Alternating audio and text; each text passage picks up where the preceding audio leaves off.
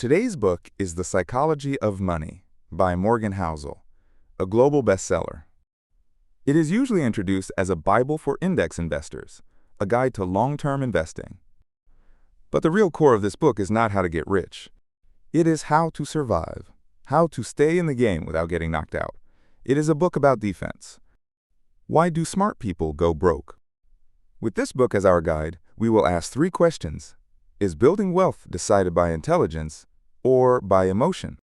Are making money and keeping money the same skill? And what does it actually take to survive as an investor?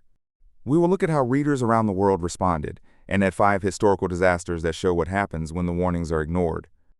This is the video version of a blog post originally published on January 4th, 2026. Morgan Housel makes a bold claim. Finance, he says, is not a hard science like physics. It is a soft science, closer to psychology. People do not make decisions on a spreadsheet. They make them at the dinner table, talking with family. That is one of the book's most famous lines. What drives our financial lives is not IQ. It is fear, greed, envy, and social pressure. The book's most important distinction: getting wealthy and staying wealthy are opposite skills. To get rich, you need to take risks, stay optimistic, and act boldly.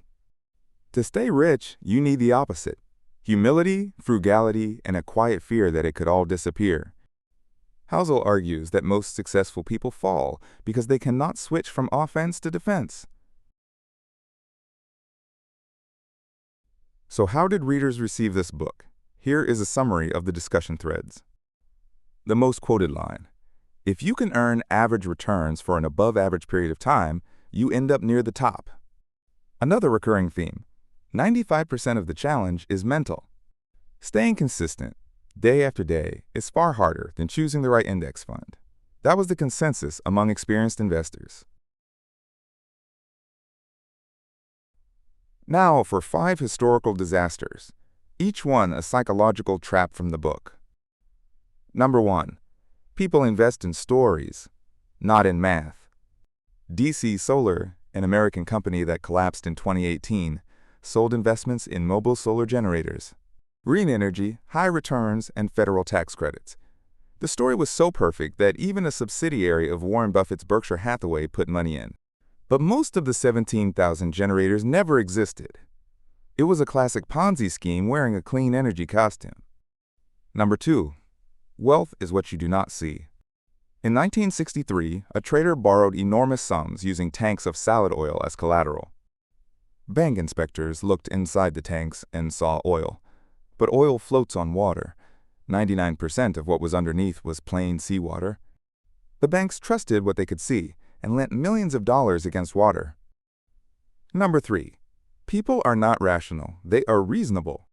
In 2021, the stock of a struggling game retailer rose more than 100-fold in weeks. The buyers were retail investors, and the motive was less about profit than revenge against hedge funds and the thrill of a shared crusade. Buying a failing company at any price is not rational. But for people angry at Wall Street, it felt deeply reasonable. Many who bought at the top paid dearly for that feeling. Number 4. The fear of missing out can destroy an entire country. In 1997, Albania fell into a national frenzy of pyramid schemes, tolerated by the government itself. My neighbor got rich, so why not me? Driven by that feeling, roughly 2/3 of the population poured in their savings, selling homes and livestock. When the schemes collapsed, citizens did not cut their losses. They raided army depots and rose up. About 2,000 people died, and the state fell into anarchy. Number 5.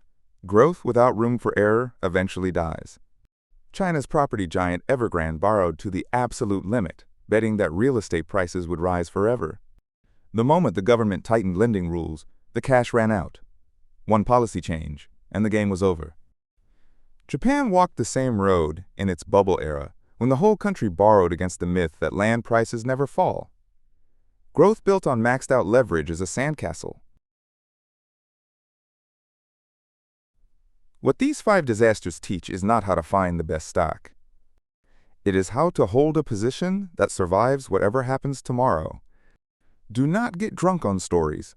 Do not trust only what you can see. Do not invest out of anger, and do not follow the crowd out of fear. And never let leverage eat up your margin for error.